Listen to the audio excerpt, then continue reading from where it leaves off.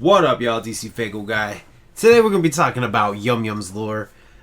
Doing something a little different. I normally drop reviews where I show the album, but as you guys know, I wasn't a subscriber to the ICP Patreon streams back in December, so I did not receive a physical copy of Yum Yum's lore. I scoured eBay trying to find an affordable copy. Everybody wants like crazy amounts of money for Yum Yum's lore. I'm very solid stuck on not paying more than $66.50 because I mean that's what the streams cost. To me, $66.50 is a fair price because that's what motherfuckers had to pay for the streams. They got the streams and the CD, so you know, to me it's not worth it to pay for more, especially when I could buy it digitally. So I don't own it physically. The plan was to have the homie Ecoside Fiend shoot like a video for me showing me the insides of the books and me just kind of voice over and use that for my review. Ecoside Fiend works, you know, crazy hours. He's a busy guy, so I'm not gonna hold and expect him to fulfill that. But I want to drop my review. It's been well over 2 fucking months since the album came out. I know people were wondering where my review is, so we're gonna do things just a little bit differently and just be me on camera talking about the EP and you know what I enjoyed about it and try to be as honest as I can. I think I think a lot of people are probably curious what I thought about Yum Yum's lore. I actually enjoyed the album when I first listened to it. I know a lot of people didn't care for it. It wasn't quite what they were expecting, and very surprised that CPN completely just despised the album and did not care for it at all. I thought it was decent. I know the homie Beneath the Dirt didn't like it either. He's got a physical copy and I'm trying to fucking buy it from him, but he just will not let loose of it. So, I mean, I get it. He's a collector. He wants to keep it. But, I mean, come on. You don't even like the album. Give it to me. Sell it to me. I'll give you $66.50. I know you were disappointed with some of the streams back in December anyway. So, come on, man. You can make your money back and give me something that I want out of it. But, you know, it is what it is. All love to Roan Bone. But let's talk about the album. I know, like I said, a lot of people did not care for it. When I first listened to it, I was actually impressed with a lot of the songs. I feel like I'm one of the few people out there that really enjoys Ding Ding Doll. I think it's a great song, but a lot of people just for whatever reason don't like it. Like, they hate the sound effects that are in it, and I enjoy it. I just really enjoy that song a lot. When I first listened to Yum Yum's lore, Bewitching really had to grow on me. And even now, I mean, it's more tolerable than when I first listened to it, and I can actually enjoy it a little bit more now. But I didn't care for the flow of that song and just the production of it and the way that they, you know, just kind of presented the Yum Yum flower. It was kind of like, I didn't care for the sound of that song at all. But it has grown on me a little bit, and I can kind of listen to it. You know, I like the whole, this pedal, she loves me, this pedal, she don't. This pedal, she'll let you live, fuck no, she won't. Which I find contradicting that they say that, because Shaggy then says that her job is not to kill you, it's to keep you alive. And that to me is very contradicting. Like, so does Yum Yum lore kill you, or does she, like, feast on you and you go through, like, a living hell? Which would make sense of what Bedlam would be, you know, a state of confusion or disarray, you know, bringing Bedlam into your life. You know, if you betray your loyalty or whatever, if you don't have loyalty and you bring Bedlam into your life, you know, if you're unfaithful with your wife, she finds out, like, your whole world fucking turns upside down. And to me, that makes sense, you know, and that could be Yum Yum fucking latching on to your life and bringing you nothing but staleness, and in a lot of ways you brought it onto yourself by not being loyal. So like the whole this pedal, she'll let you live, fuck no she won't. I don't feel like Yum Yum flower should necessarily be a bringer of death. That's just me, but that's kind of where I'm at with interpreting the Yum Yum flower. So I don't, there's that little bit about Bewitching that kind of to me. Loyalty absolutely was like, as soon as it started, the beat kicked in, I was like, yes, fucking love this song. I know people have pointed out that they feel like it was a little bit lackluster on really kind of touching on the subject of loyalty, you know, basically just being kind of, they point out, you know, if you're not loyal, you suck. And I would have to agree that the lyrical content of the song could have been better, but I enjoy the song enough, like, and I get into the beat a lot. Usually that's the kind of person I am. I hear the beat first, and then I kind of really dive into the lyrics. And so, it's been 2 months since this album came out, and so I'm able to really I was able to really kind of digest it. And to be completely honest, I listened to Yum Yum's Lure for a good week, 2 weeks, and then it kind of fell into the back burner. But Afraid of Life, same kind of thing. Like when I first listened to it, it was different. It was weird. The chorus was, but it grew on me a little bit more as well. I honestly didn't really fucking pick up on that whole bottle rocket sound effect in the chorus until I heard people complain about it. And once you notice it, you can't ever unnotice it. So now I notice it. Now I find it annoying. So, to the people that complain about that, thanks.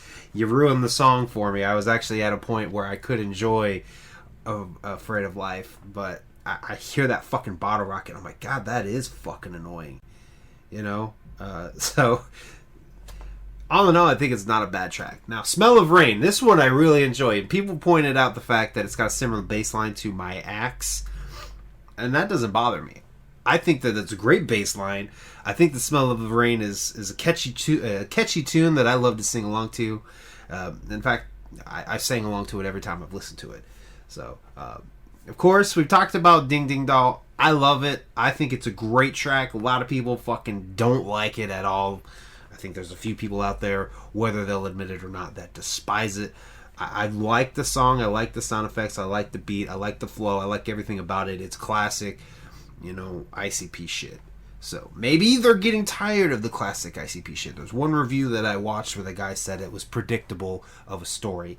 I mean, how many of their songs isn't at this point predictable, You kind of go into it and it's like, okay, either something stale is going to happen to themselves or they're going to fucking kill somebody, because they've done it so much. They've made music for over 20 years, over 30 years now.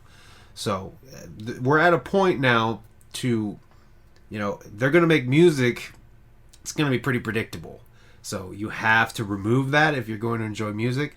And if you can't remove that, then I don't know what else to tell you.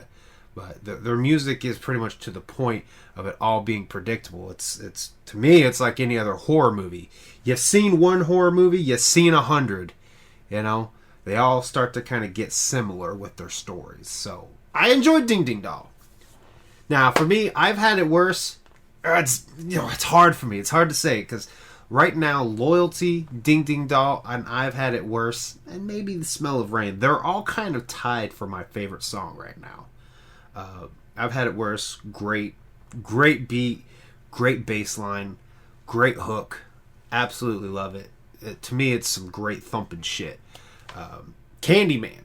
Now, this one right here, this took a little bit. At first, when I listened to it, I did not care for Candyman.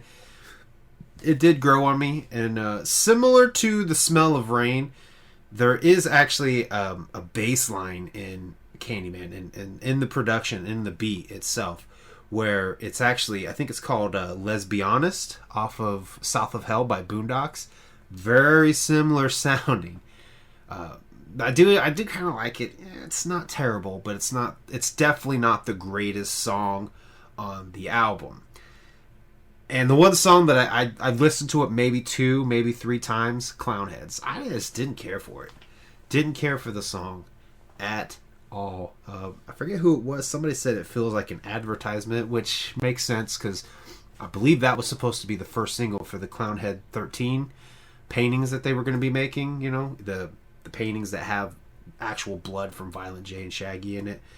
That's my assumption. Clownheads is supposed to be the first single that came with the first painting. I just didn't care for the song at all. So I really only listened to it 2 or 3 times. Just didn't care for it. Which kind of sucks because at the end, you have that whole little skit of Yum Yum Bedlam, this way comes. So it's kind of like, teasing you and hyping you up for Yum Yum Bedlam when it actually comes out.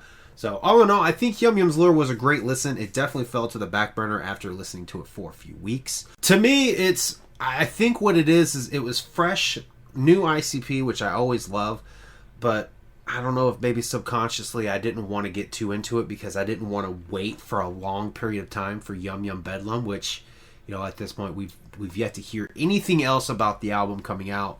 And to me, these songs feel like they were originally going to be on Bedlam, but they just kind of put them out there to, appease juggalos who have been patient or impatient. Because Yum Yum Bedlam was supposed to drop on Christmas. Yum Yum's Lore was supposed to drop on Christmas. Everything has has fallen completely off schedule. And at this point, it's, when the hell are we going to get any of the albums? So to me, I think Yum Yum's Lore was tracks that were supposed to be on Bedlam. If that's any indication, if they were supposed to be on Yum Yum Bedlam, I hope that they kind of listened to Juggalos, because like I said, a lot of people didn't care for Yum Yum's Lore. I liked it. I enjoyed it for what it was. Hopefully they're kind of hit the studio and like, okay, this song may end up being Forgotten Freshness or whatever, If those were songs originally supposed to be on Bedlam, then maybe they're trying to beef it up. Maybe that's what's taking so long. I really don't know. But I thought Yum Yum's Lore was good enough. I always love new ICP. And I've stated this before. ICP has a very hard time disappointing me when it comes to them putting out music. I'm one of the few people you'll hear say that I love Lost and I love Found. Like, The Missing Link to me was a solid Joker's card. And many people will disagree with me on that, but you know what I mean? To me, they hardly put out music that I don't really like. So that's just me. But that's kind of my review about Yum Yum's Lore. I haven't bought it digitally because I have this feeling that they will put the album out in some kind of a form. They're releasing Yum Yum Bedlam, they're releasing the seeds, and then they're going to be putting out an album that has all the seeds in one. At some point in time, because look at what they're doing for Fearless Fred Fury, at some point in time, they're going to release a version that has Yum Yum's Lore, Yum Yum's Bedlam, and all the 3 seeds. I just know it. It's just a matter of time. So there's really no point in me buying it digitally. And I know people are probably like, well, you should support ICP. And I do continue to support ICP, but I don't fucking buy digital. I hate buying digital. I've only ever done it for a few albums, and I hated doing it because I love to buy physical. So if somebody has a copy of Yum Yum's Lore they're willing to part with for $66.50, you can make your money back for the December streams, And if you want to charge $5 for shipping, $10 for shipping, what the fuck ever, I even would pay that. But I'm not going any higher than that. To me, it's not worth it because you motherfuckers only paid $66.50 for it. And you kind of want to get technical. You paid $66.50 for the streams because it took how long for you to get Yum Yum's Lore. So until they re-release Yum Yum Bedlam or the Yum Yum Flower in a deluxe edition that has Yum Yum's Lore, I will not own this album physically unless a motherfucker sells it to me for the right price, which is what they paid for it. So anyway, that is my thoughts on Yum Yum's Lore. I thought it was an okay album. Over time, it's kind of fell to the back burner, but subconsciously that could be me waiting for Yum Yum's Bedlam to come out, or for more of the Yum Yum Flower to come out to really kind of dive into it. So thank you guys for watching. If you guys like this album, tell me what you guys thought about it below. If you didn't like the album, tell me what you guys thought about it down below. Thank you guys for watching. I will see you guys next time.